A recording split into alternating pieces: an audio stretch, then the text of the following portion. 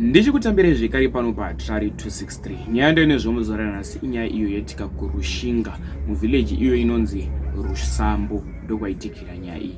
Ndinokumbura kuti zvodofuka mucomment section pamusoro penyaya iyi. Makeses atiri kureceiva munyika yedu yeZimbabwe, makeses evanhu vari kuurayana. Unoona umwe munhu achiti turi chidumbu chake achita ushingi hwekunouraya munhu asina mhosva naye. Upenyu hwemunhu hauchakosheswe hwakufananidzwa nehuku. Vanhu vari kupfudzana pachavo. Muno fanike 2024 makeses aya ndo ari kunetsa. Nyaya ndo inezvomuzora nhasi iye mukomana uyu anonzi David Major ari kupomerwa mhosva yekuti iye asiya aponda mukadzi wake zvekusvika mukufa. Mukadzi wake anonzi iye Grace Mureza mukadzi iye anga aine 28 years.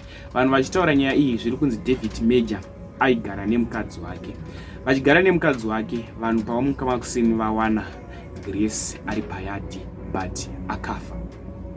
Zvikunzi Grace uyu havana kunzwa noise yakaitika pamba apa but awanikwa achiratidza kuti munhu akaita zvekutopondwa zvekurohwa kusvika mukufa.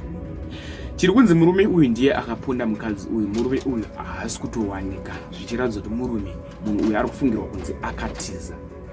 Ndinokumbura kuti zvanofunga mucomment section pamusoro penyaya iyi. Makeses evanhu vekuurayana opedzwa sei? Dai kuine mutemo wekuti wese auraya anofanira kuurayiwawo, nekuti makeses aya anyanya munyika yedu yeZimbabwe. Yasatanism here chii chiri kuitika? Ndatitaure zvatinofunga mucomment section pamusoro penyaya iyi.